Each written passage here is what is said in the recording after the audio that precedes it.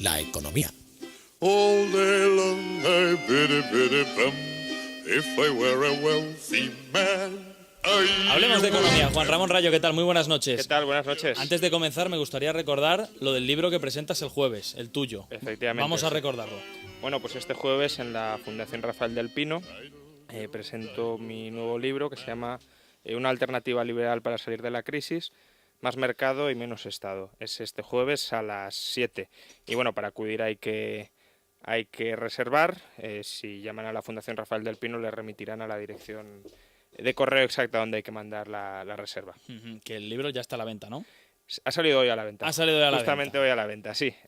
Vamos, tanto en papel como en formato electrónico y vamos, pues eso, que ya lo pueden adquirir. Y es básicamente la primera parte es una explicación de cómo se ha generado la crisis económica en España, es decir, desde el año 2001 todos los desequilibrios que se han ido acumulando, burbuja financiera, burbuja inmobiliaria y burbuja estatal. Luego, cuando estalla todo esto, qué tareas tiene pendiente la economía española para corregir y, por tanto, un programa de propuestas que permitan tanto solucionar la papeleta de la burbuja financiera, es decir, el problema del agujero de la banca, como de la burbuja estatal, el déficit público estructural que tenemos y que podría, si no se ataja, abocar a la economía española a la suspensión de pagos, y por último la burbuja inmobiliaria o productiva, es decir, cómo crear el famoso, no cómo crear, sino cómo favorecer la creación del famoso nuevo modelo de crecimiento de la economía española, es decir, qué liberalizaciones, qué desregulaciones hacen falta para que la economía vuelva a crecer con fuerza y salud. Bueno, y si bien es cierto que yo no me sumo, Luis Herrero siempre suele decir que hay que comprar el libro aunque no se lea, aunque sea para colocar en una estantería. Bueno, si es bueno comprarlo, la verdad es que en este caso sí que podemos decir que es casi mejor todavía comprarlo, tenerlo, leerlo y consultarlo, porque están muchas de las claves para entender la actual crisis económica y posibles alternativas para salir de ella, si es que los políticos quieren tener en cuenta alguna de ellas. Sí, no creo, pero ojalá, porque la verdad es que son las que se han aplicado en menor medida, pero se han aplicado en otros países como los bálticos y están dando muy, muy buen resultado. Bueno, María Cuesta, ¿qué tal? Muy buenas noches. Muy buenas noches. ¿Cómo estás? ¿Bien? Bien, bien. Bien, bueno, en fin. ¿Has seguido lo del Congreso de los Diputados hoy?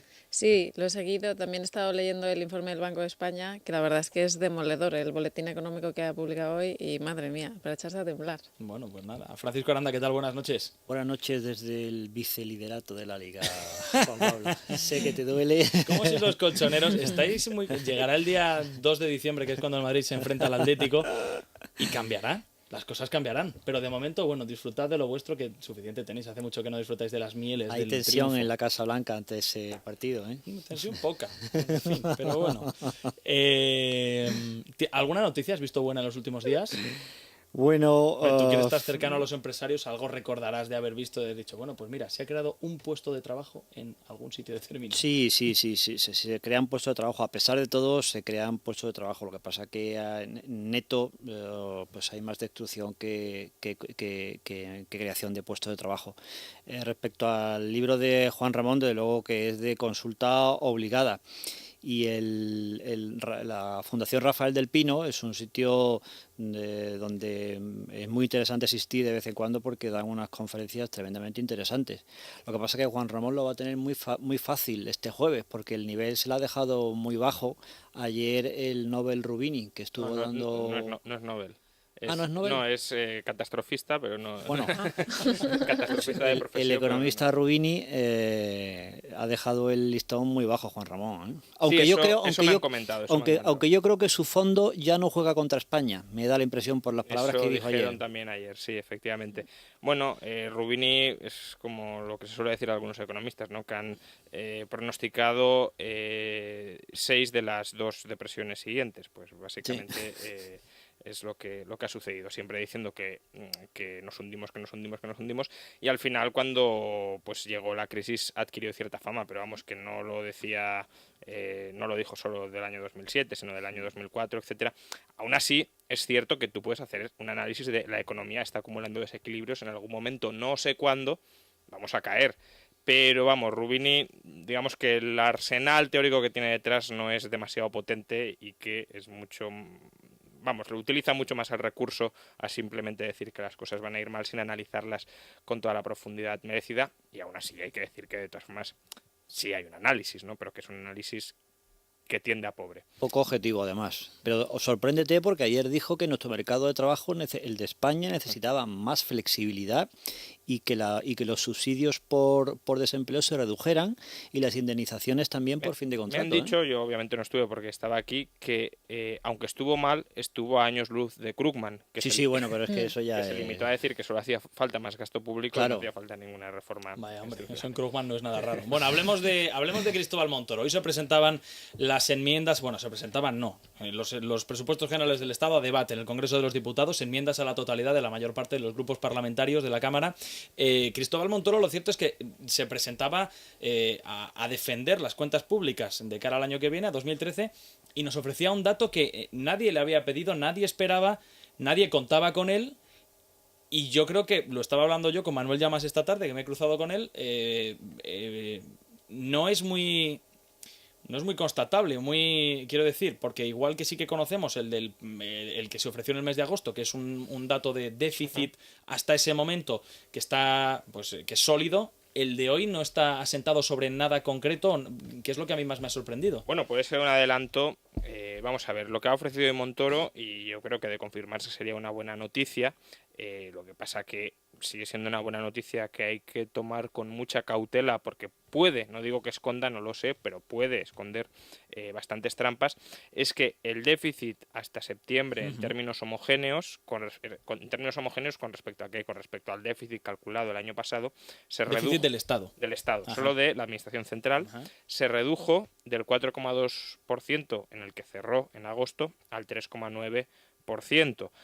Recordemos que si no lo medimos en términos homogéneos, sino el déficit real, hasta el momento en agosto estábamos en el 4,8 prácticamente, que está por encima del 4,5 para el conjunto del año, con lo cual sería muy difícil, no ya que las autonomías, que la seguridad social cumplieran, que eso está por ver y eso puede terminar empañando el objetivo de déficit de este año, sino que incluso el gobierno central cumpliera. Pero claro, lo que ha apuntado hoy Montoro es que suponemos que gracias a las medidas que tomó el gobierno en julio a la hora de, por desgracia, subir el IVA, porque habría sido mejor que bajar el gasto, y de recortar ciertas partidas de gasto, sobre todo una que aún no ha tenido efecto, que es el recorte a la paga extra, pero también hubo varias más, parece ser que este desequilibrio entre ingresos y gastos se ha reducido, al menos en la parte de términos homogéneos. Habrá que ver cuando salga publicado el dato, primero, si el adelanto es fidedigno, que también puede ser que sea un adelanto y que luego se revise al alza o no, y que no aumente en términos no homogéneos, porque claro, aquí ya podría haber desviaciones de todos los gustos, o que apenas baje en términos no homogéneos y se quede, por ejemplo, en el 4,7. Cuando hablamos de términos homogéneos, Juan Ramón, ¿de qué es exactamente? Habrá gente que se pregunte, ¿qué es eso de homogéneo? Sí, ¿cuál es la diferencia? Pues básicamente que el Estado, la Administración Central, este año ha adelantado mucho antes más dinero a otros organismos del Estado, básicamente comunidades autónomas y seguridad social, con lo cual estos otros organismos tienen en principio menos déficit porque se les ha dado más dinero por el momento, lo que pasa que a cierre de año todo se tenderá a igualar. ¿Por qué? Porque si te lo adelanto es dinero que el año pasado te di más tarde y que ahora ya no te lo tengo que dar. Por tanto, lo lógico sería que si está bien calculado en términos homogéneos, conforme estemos llegando a final de año, el déficit no homogéneo y el homogéneo coincidan, converjan. ¿Por qué? Porque al final todo el dinero que se ha adelantado también se dio el año pasado, supuestamente, si no se ha dado de más. Pero esto es lo que queda por ver y habría estado bien que hoy el ministro Montoro también diera no solo el déficit en términos homogéneos, sino en términos no homogéneos, que al final es el desequilibrio real que tiene el Estado, pero con el matiz, obviamente, de que puede entrar en una senda de corrección si es cierto que se ha desviado tanto porque se ha dado mucho más dinero de adelantado que ya no hay que dar más adelante y que, por tanto, eso que nos ahorraremos, es decir, eso que hemos adelantado. Entonces, de momento, pues hay que coger el dato bien, porque desde luego que el déficit se reduzca es buena noticia, pero con muchas cautelas, porque ni es un dato definitivo y es un dato homogéneo que puede entrañar mucha cocina. No sabemos si la entraña o no, pero la puede entrañar. Entonces, habrá que esperar al dato definitivo de septiembre, para ver sobre todo la evolución del déficit no homogéneo, porque si este sigue subiendo, mala señal porque será que a lo mejor el cálculo del homogéneo no está del todo adecuadamente Y en bien cualquier hecho. caso, a este dato de déficit de la Administración Central del Estado que ofreció hoy Montoro hay que sumarle Claro. las administraciones autonómicas, es decir, lo que tengan las autonomías que sumar a ese déficit Efectivamente. y parte de los ayuntamientos Y la seguridad social. y seguridad Que social también. seguridad social no está aquí y el ministro ya asume que se va a desviar en el mal sentido, es decir, que va a haber más déficit del... Y ayudas a la inicialmente. banca también, ¿me equivoco? Eh, Las ayudas a Y la las banca. ayudas a la banca sí, esto es lo que iba a comentar ahora. Entonces, lo que tenemos es que el conjunto de las administraciones debe cerrar en el 6,3. De momento, el gobierno dice que en términos homogéneos está prácticamente en el 4. Y el objetivo para el conjunto del año del gobierno central es el 4,5.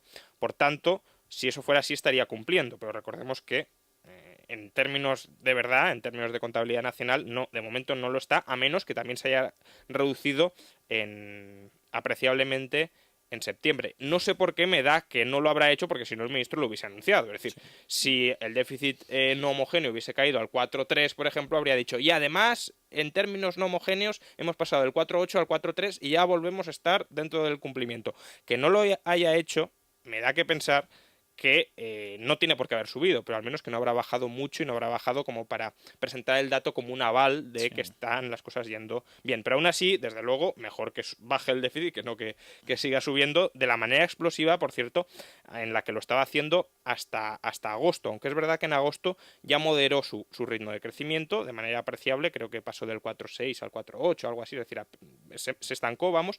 Pero claro, es que se están con unos niveles muy altos. Entonces, a menos que empiece a caer, mal asunto. Pero además, efectivamente, hay que sumar la administración autonómica y la seguridad social y los ayuntamientos, aunque probablemente los ayuntamientos, si no hay contabilidad creativa de por medio, que eso no lo sabemos, presentarán cuentas. Me encanta el término contabilidad creativa.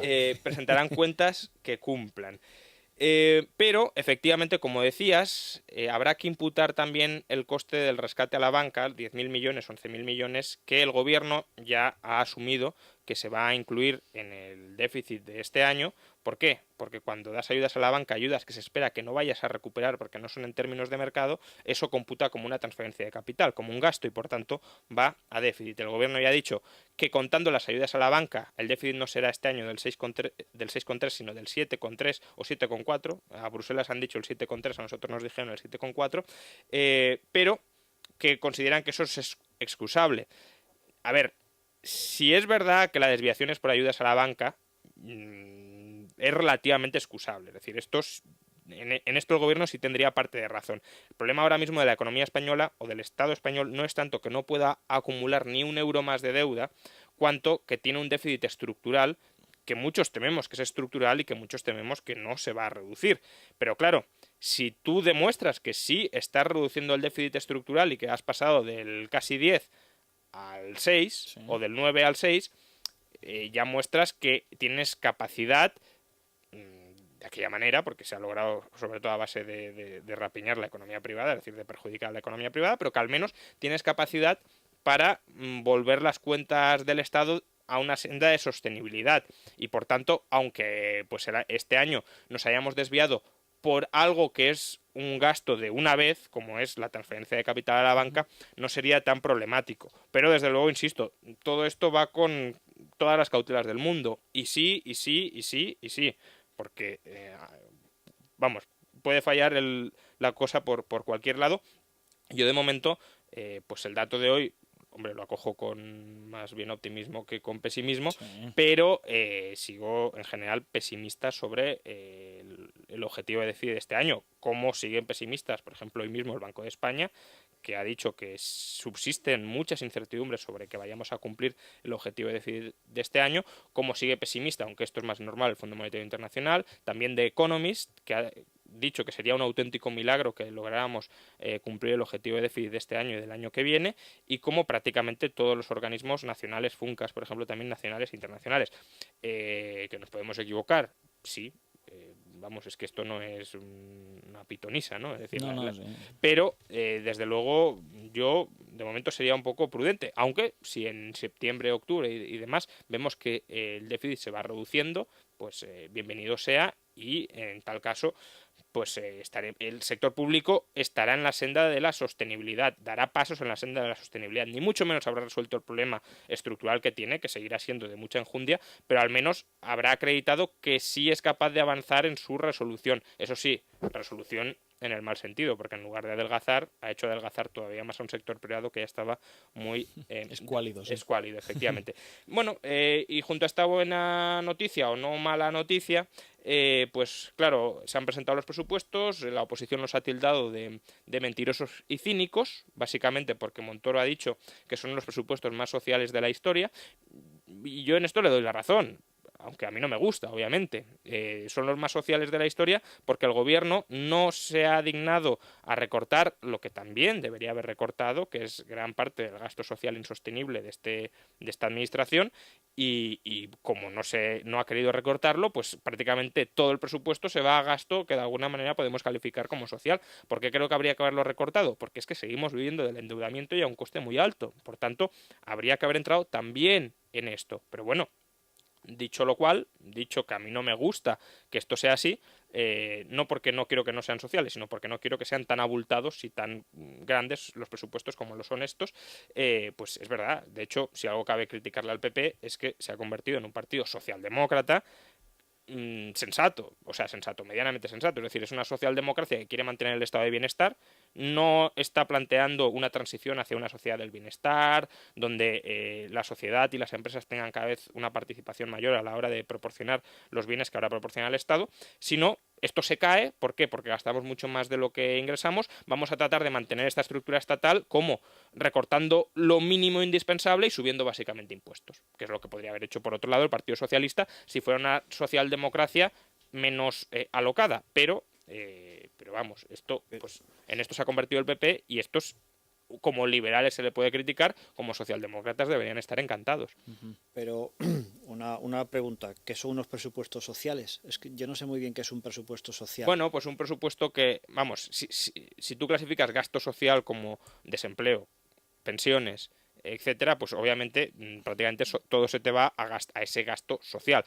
Vamos, transferencias sociales, según Contabilidad Nacional, son pensiones, desempleo y subsidios de ese estilo. Que eso merezca ser calificado como social, es decir, que sea un éxito, que aumente el gasto en desempleo. Lo que pasa es que, Francisco, el término de presupuesto social, yo creo que el Partido Popular, el gobierno en este caso, lo utiliza para intentar contentar a una parte de la izquierda española que se centra sobre todo en que parte del gasto público que se hace en España vaya dirigido a los que menos tienen, etcétera, etcétera. Y ese de presupuesto social, que es algo que un término que el gobierno podría ahorrarse perfectamente, pues lo utilizan para, bueno, de cara a lo que pueda decir el Partido Socialista a la hora de criticar. Es que yo creo que este gobierno no tendría que caer en la trampa de los términos del Partido Socialista, ¿no? Ya, pero es que en eso coinciden mucho. Entonces, eso es complicado. Presupuestos sociales, caramba, pues son los que crean empleo, los que favorecen el empleo. Pero es como se habla de derechos sociales, cuando los derechos no son sociales, los derechos son individuales. Claro. Pero en cualquier caso, ese término lo utiliza también el gobierno. No sería nada más social que unos presupuestos muy austeros que bajaran mucho el gasto y que dejaran más espacio a la sociedad para desarrollarse. Esto parte de la idea de que el Estado es una institución social cuando es lo más antisocial que existe, ¿no? Sí, que dejaran más aire a la renta disponible, ¿no? De la sociedad, que pudiera gastar. Y apuesta por el estado de bienestar. Sí, claro, a cambio de que lo pague yo. Por el bienestar del Estado. Claro, pero bueno, sí. Es como el del chiste que yo invito pero tú pagas. Efectivamente. Pero bueno, claro, es que es... Pero bueno, de todas formas no está mal porque ahora mismo la izquierda, sobre todo la indignada, que hoy por ejemplo se manifestaba en el Congreso, está trasladando la idea disparatada de que toda la deuda pública que tenemos y la mayor parte del déficit que tenemos es por culpa de rescatar a los bancos.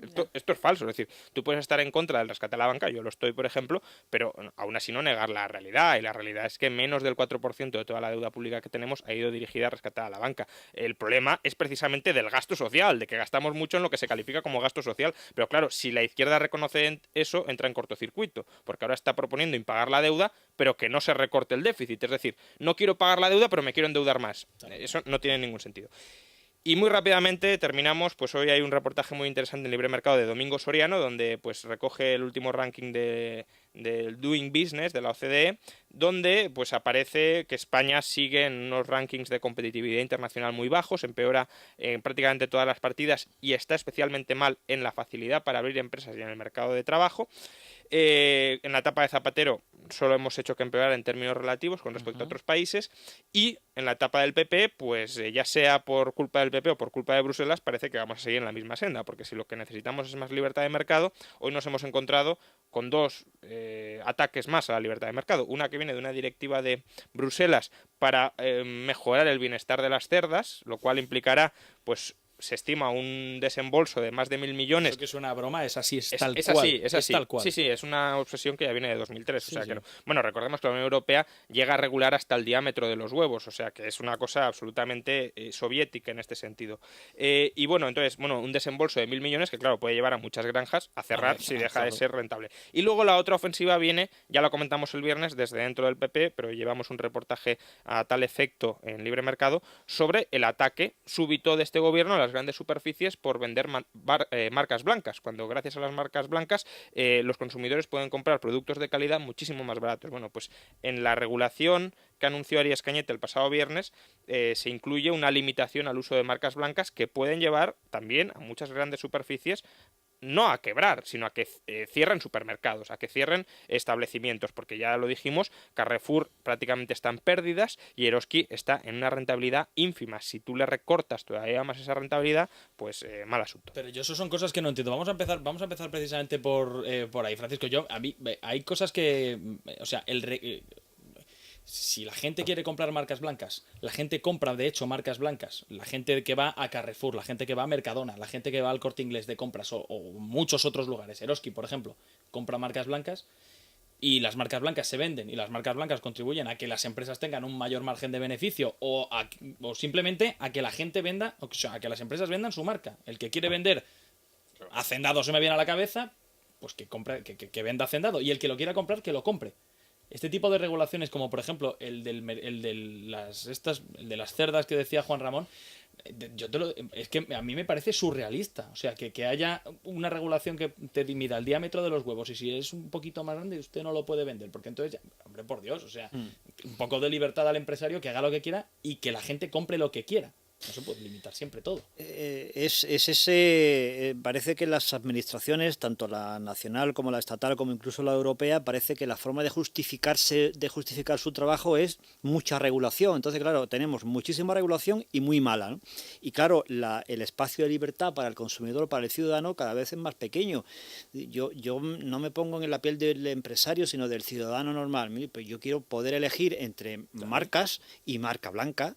Es decir, que y yo ya elegiré si este mes me interesa comprar mi marca favorita o este otro mes me interesa la marca blanca. Es decir, no entiendo por qué tiene que llevarnos incluso a manipular nuestra acción de comprar, ¿no? No tiene ningún sentido. Y por otro lado, no solamente eso ataca a las grandes superficies, sino también, en concreto con lo de las marcas blancas, ataca a esas pequeñas y medianas empresas que son proveedoras de las grandes superficies para las marcas blancas. Es decir, hemos estado durante muchísimos años, por ejemplo, diciéndole al sector agroganadero que montara cooperativas, que se asociara, que se hiciera más competitivo. Bueno, resulta que ya han hecho todo eso y ahora le cortamos el negocio que tienen o la actividad económica que tienen con sus clientes. No tiene sentido, ¿no? Y después, respecto a estas tonterías que se les ocurren de vez en cuando, de medir los huevos es un ataque a nuestra competitividad. ¿Por qué? Porque el sector agrícola y ganadero en España y en Europa está hiperregulado, con normativas de todo tipo, medioambientales, sanitarias, etcétera, etcétera, y resulta que nos salimos del espacio europeo, por ejemplo Marruecos, y ahí no hay ningún tipo de regulación. Entonces, claro, mire, yo quiero competir, pero quiero competir en igualdad de condiciones que mi colega marroquí. Es decir, si yo vendo en España lechugas y tengo un campo de lechuga, quiero que las mismas condiciones que se me ponen a mí para producir lechugas se les pongan también al marroquí o al revés. O al revés. O las que se ponen a los marroquíes que las podamos disfrutar. O al nosotros. lituano, o al decir, me da igual, ¿no? Pero es decir, vamos a competir en igualdad de condiciones, pero no me ponga usted más barreras a mí, encima porque soy europeo y formo parte de este mercado, teóricamente mercado único. No tiene ningún sentido, ¿no? Además es que en un momento en el que la sociedad, o sea, la crisis ha cambiado de una forma evidente los hábitos de consumo de de los ciudadanos, porque no hay otro remedio, porque al principio de la crisis sí que se notó un aumento de los ahorros, pero la crisis está durando tanto tiempo que las familias están teniendo que tirar de esos ahorros y están disminuyendo. Y eso está afectando a la compra de cada día. Entonces, yo no le veo ningún sentido a que te quiten estos productos que son de calidad y son de un menor Sí, precio. es verdad. La lógica, Es que- la lógica es del lobby de las empresas con marca específica y reconocida, que como pierden poder de negociación. Recordemos que hace 2 o 3 meses hubo una campaña en Sí, las grandes sí. televisores a favor de las marcas. ¿por qué? Porque esas marcas son las que pagan la publicidad de esas Bien, perfecto, televisiones. Muy Bueno, pues bien, eso está muy bien, pues pero está es compatible, estupendo, es es estupendo, compatible, claro. ¿no? Claro, Que pero compitan. como no pueden competir, acuden al Estado. ¿Cuál es la justificación de una marca? La justificación de una marca es: yo no me fío de este producto, sí me fío de la empresa, entonces miro que la marca es de una empresa reconocida y digo, pues me fío del producto porque me fío de la empresa. Por ejemplo, si ahora sacan, cuando no existían tabletas, pues saca Apple el iPad y aunque costaba 500 600 euros, mucha gente se lo compró porque sabía que productos Apple son productos de calidad. Si hubiese sacado la tableta yo, nadie lo hubiese comprado porque nadie se hubiese fiado. Entonces, llega un punto en el que el prestigio de la marca y la fiabilidad que te ofrece la marca ya deja de ser útil, o al menos no te aporta nada con respecto a la marca que te puede ofrecer Mercadona o cualquier otro supermercado. Entonces, se comoditiza la mercancía y tú ya no tienes por qué pagar un sobreprecio por comprar una marca específica, y ese sobreprecio se lo ahorra la familia. Entonces, que ahora, después de subir el IVA y con la crisis que tenemos encima, quieran restringir el uso de marcas blancas para que suban los precios en beneficio de una industria que ya no ofrece nada diferencial en sus marcas, es que es absurdo. Es que en el Pero caso de las además marcas coartarle la blancas lo que sí que es libertad. verdad es que muchas de ellas en los últimos años, bueno, lo hemos comprobado, le han comido tanto terreno a las marcas de verdad, a las marcas, quiero decir, la marca blanca es una marca de verdad, pero a las marcas originales, que en la mayor parte de los casos efectivamente les comen cuota de mercado, pero No, que, pues es- que eso es un problema de las empresas que Claro. tendrán que ofrecer algo adicional en porque sus la- productos no lo tiene que para pagar los Exactamente, es decir, lo que no podemos consumidores, es libre mercado para unas cosas y para otras no, para otras quiero que me defienda el Estado. No, libre mercado es libre mercado. Y lo que comentaba antes Juan Ramón, eso está inventado en el marketing. Cada producto tiene lo que se llama la vida, su propia vida. Pero lo Entonces, quieren alargar. claro, entonces, es decir, ¿quién gana con la competencia? Gana el ciudadano, gana el comprador. ¿Por qué? Porque si tú tienes un producto y estás llegando a la época final de vida de este producto, ya verás como la compañía intenta diferenciarse de alguna manera. Ahora imaginemos que Mercadona saca un iPad marca blanca. No lo compraría nadie. ¿Por qué? Porque la gente se sigue fiando de Apple o de Samsung, ya está. Pero en cuanto esta mercancía deje de tener nada específico y en general todo el mundo pueda fabricar una de igual calidad, fiabilidad, prestaciones, etcétera, la marca perderá valor y se comoditizará. Pero no tenemos por qué seguir pagando sobreprecios por marcas que ya no valoramos. Si la gente realmente valorara la marca, le ofrecerían marca blanca o cualquier otra marca, digamos, específica de una empresa y diría, por lo que me ahorro, me compensa más seguir comprando la empresa de la marca buena y reputada. Pero cuando dice, no, yo prefiero ahorrarme ese precio a cambio de comprar una marca blanca que desconozco cuál es que ya no valora la fiabilidad que le ofrece el otro producto. Por tanto, dejemos de poner barreras al campo. Además, Pero mira, que- había 3 sectores que estaban de alguna forma, como tú dices, que se habían convertido en commodities, ¿no? Muebles, ropa de sí. precio razonable, por ejemplo, estos dos, ¿no? Bueno, pues ¿quién iba a decir que iban a salir una empresa que se llama IKEA y que iba a revolucionar el mercado? ¿Y quién iba a decir que iba a salir una empresa que se llama Zara y que iba a revolucionar el mercado? Bueno, pues porque se han diferenciado de alguna forma. ¿Y quién sale beneficiado de eso? Los consumidores. Sí, sí. Los consumidores. Por lo Pero es tanto, que precisamente esto va en contra de la clase media, que al final es la que está soportando el peso del peso de esta crisis. Entonces, encima te están coartando la libertad de poder elegir unos productos más baratos de una buena calidad. Es que no tiene ningún sentido. Es que además, sobre todo, no sé, buena parte de la riqueza de Occidente se debe a la proliferación de una clase media potente, amplia, que ha pagado, que ha consumido, que ha pagado impuestos. Pero, claro, si es que ahora le estamos metiendo un tajazo impresionante. Sí, las Y clases por todos medias, lados. Por todos los lados, la sí, economía sí. está en recesión, la clase media ya, eso es, vamos, pero una recesión Sí, que sí. va Extinción, cuesta ¿no? abajo, Como- vamos. En fin, sí que me gustaría comentar 2 noticias más, a ver si nos da tiempo rápidamente. Bueno, que la oposición tilde los presupuestos de mentirosos y cínicos, a mí la verdad es que me parece que no tiene mucho más recorrido, más allá de que, por ejemplo, esto lo ha dicho el Partido Socialista, lo ha dicho Alfredo Pérez Rubalcaba en el Congreso de los Diputados, aunque es un tema político, sí que tiene un aspecto económico muy marcado, porque el Partido Socialista, que Rubalcaba era vicepresidente del gobierno de José Luis Rodríguez Zapatero, que hace un año gobernaba aquí en España, y que dejó, decían ellos, la cifra de déficit en torno al 6% y el otro día Eurostat nos la ha colocado en el 9,4%. Por lo tanto, hacer unos presupuestos mentirosos y cínicos tampoco creo que tenga mucho más... Sí, la verdad es que no sé cómo no se sonroja como poco al decir esto. Lo que pasa es que a mí me da rabia que el gobierno se lo ponga también tan fácil, le ponga unas previsiones económicas que no coinciden con las de ninguna institución, vamos, internacional, nacional, privada, de donde sea, es que no coincide con nadie. Entonces se lo está poniendo tan fácil que fallan por una parte que ya hacen cuestionarse todo el resto de los presupuestos. A mí eso me da pena, la verdad. Yo la verdad que esperaba una crítica más sólida por parte de Rubalcaba, ¿no? Es decir, yo creo que hoy se jugaba mucho, ¿no? Sí, con lo que tiene pero ya. decir que simplemente que la crítica sea pues calificarlos de mentirosos y tal, sin aportar nada, me parece un poco pobre, ¿no?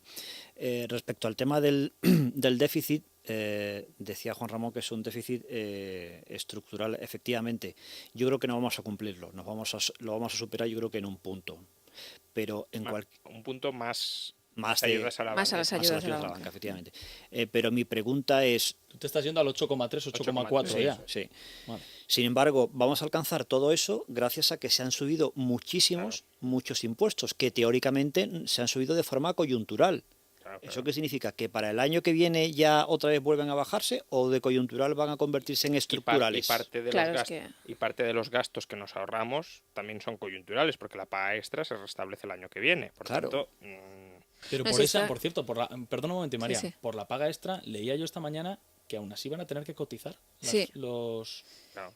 Sí, por un tema de Hacienda lo que decía era que para que no haya líos con las pensiones, con el cobro de la pensión en el futuro, Es un pues... tanto injusto, la verdad, pero bueno, en fin. Sí, la verdad. Bueno, perdona, María, Didi. No, yo solo quería decir que a mí me parece que es el momento de reflexionar y que se ponga sobre la mesa el hecho de si queremos pagar más impuestos y tener un estado de bienestar como tenemos hasta ahora, o sin embargo queremos pagar menos impuestos y tener un estado del bienestar un poco más delgado. Es que la diferencia entre una cosa y la otra es el déficit estructural que tenemos y que no se puede esquivar de ninguna otra forma. O sea, es que o impuestos más bajos y estado de bienestar más bajo, o lo contrario. Yo creo que en el estado de bienestar también hay que introducir el concepto de gestión. Es decir, no vayamos otra vez a que cuanto más dinero, mejor. Es decir, ahora estamos pagando un dineral de impuestos, estamos como los países del norte de Europa y, sin embargo, los servicios que obtenemos a cambio no son iguales. Por lo tanto, algún problema de gestión Yo hay. eso lo comparo siempre con la eficiencia. Cada día se hacen motores para los coches más eficientes. Podrían ir las administraciones públicas en el mismo sentido y que cada año que pasase se hicieran administraciones públicas un poco más eficientes, que cada euro lo utilizasen hasta la última gota para poder aprovechar todos los recursos que al fin y al cabo pagan los ciudadanos. Bueno, la otra noticia que quería comentar, la última ya, por son y 41, es un caso de más que nada de transparencia de las administraciones públicas. Conocíais a Carlos Díbar, el presidente del Consejo General del Poder Judicial, también por ende del Tribunal Supremo, que se tuvo que marchar después de un escandalazo monumental porque se conoció que destinaba demasiado dinero, vamos a decirlo así amablemente, imputaba gastos de fin de semana, viajes personales, etcétera, etcétera, cuentas de restaurantes, etcétera. Bueno, los periodistas, los que cubren, pues una información que saca esta tarde Ángela Marteley que me ha llamado mucha atención, los periodistas, los que hacen tribunales, pidieron al Consejo General del Poder Judicial, porque hay una ley que les ampara en la petición de los datos de los gastos de todos y cada uno de los miembros del CGPJ, de los vocales del órgano de gobierno de los jueces. Lo han pedido porque quieren saber, y que hay con absoluta transparencia, digan en qué se han gastado el dinero en sus viajes, en fines de semana, etcétera, en los últimos años. Es algo a lo que al CGPJ le obliga la ley, a dar esos datos, a ofrecer esos datos a los periodistas que así lo soliciten, o a quien quiera así solicitarlo. Bueno, en este caso a los periodistas. Gonzalo Moliner, que es el presidente del Consejo General del Poder Judicial, ha dicho esta tarde que esos datos no se van a hacer públicos. Es curioso dicen que no dan estos datos, se resisten a proporcionar dichos datos al ser una petición genérica, y esto es literal, realizada por una veintena de periodistas cuyo fin era dar a conocer a los ciudadanos dichos gastos. Y dicen que como forman parte de la intervención general del Estado, gozan de una presunción de veracidad que no permite su cuestionamiento genérico, como de la petición se desprende. A mí, desde luego, me parece que en los tiempos que corren este tipo de cosas no se facilite la transparencia necesaria como para... Pues son unos gastos que se gastan mucho dinero. Los gastos de Carlos Díbar eran muchísimos, muchísimos. Y a mí, desde luego, me parece que noticias como estas no ayudan, desde luego, ni a restablecer la confianza. En los políticos, por supuesto, ya no la tenemos, pero en las instituciones judiciales que también gastan, y gastan mucho dinero, pues desde luego tampoco. Efectivamente, yo estoy totalmente de acuerdo contigo. Es decir, esto lo que limita es la credibilidad en las instituciones. A ver, esto es una institución pública y estos señores están trabajando para los ciudadanos, por lo tanto, la exigencia de máxima transparencia yo pienso que debería ser obligada. Es decir, hoy entras en la web de los partidos republicano o demócrata de los Estados Unidos y tienes la relación de quién paga cuánto a cada partido, de forma absolutamente transparente, como es lógico, ¿no?